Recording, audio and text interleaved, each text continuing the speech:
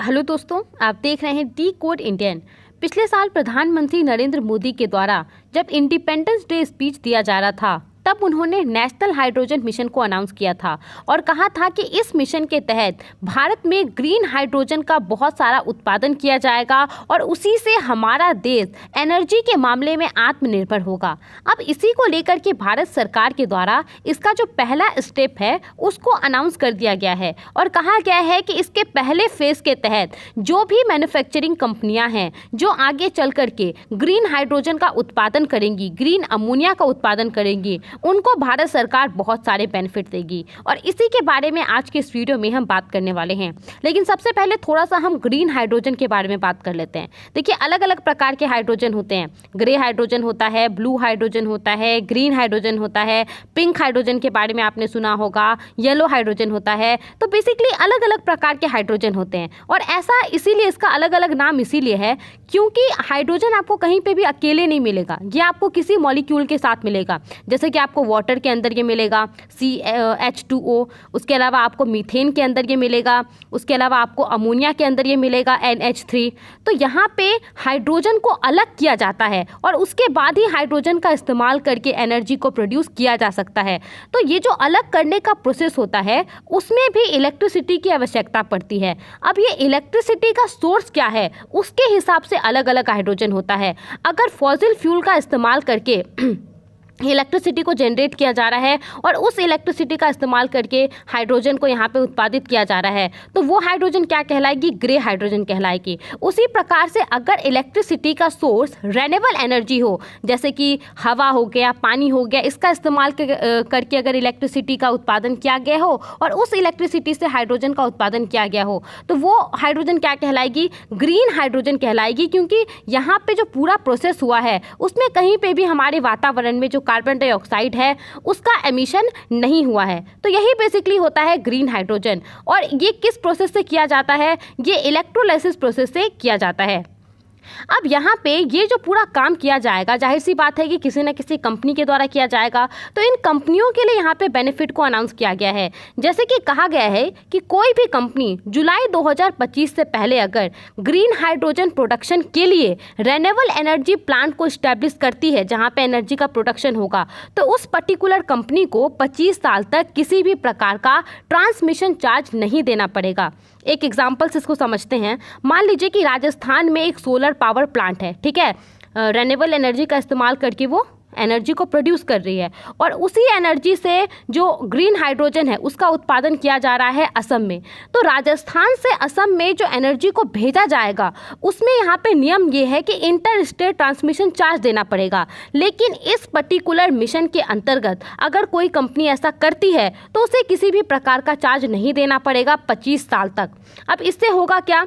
इससे जो oil refining company है, फर्टिलाइज़र कंपनी है, स्टील सेक्टर में कंपनियां हैं, वो भी अभी हाइड्रोजन का इस्तेमाल करती हैं लेकिन वो ग्रे हाइड्रोजन का इस्तेमाल करती हैं। यानी कि हाइड्रोजन को उत्पादित करने के लिए वो जो बिजली का इस्तेमाल करती है वो बिजली का सोर्स क्या होता है? फॉसिल फ्यूल होता है, कोयला होता है, ठीक है। तो अब वो क्या करेंगे? क्योंकि अब अभी उनको यहाँ पर बेनिफिट मिलने वाला है तो अभी वो ग्रीन हाइड्रोजन का इस्तेमाल करेंगी।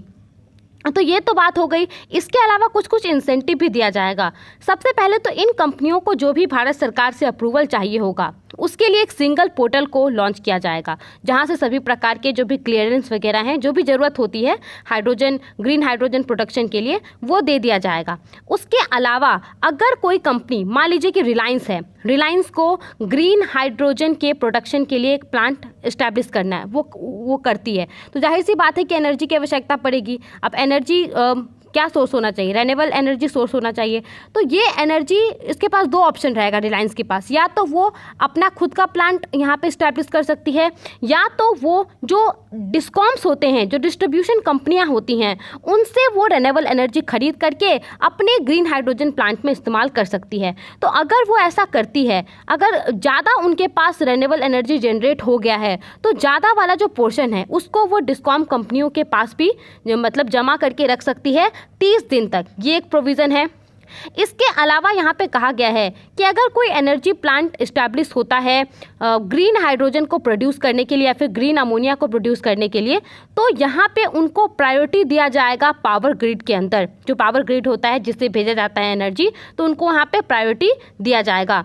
इसके अलावा यहाँ पे ये भी कहा गया है कि अगर कोई डिस्कॉम से लेती है, एनर्जी खरीदती है, तो डिस्कॉम को यहाँ पे जो चार्जेस वगैरह लेने होंगे वो कंसेशनल रेट पे लेने होंगे, जो सबसे लिया जाता है उनसे थोड़ा सा कम रेट पे लेना होगा।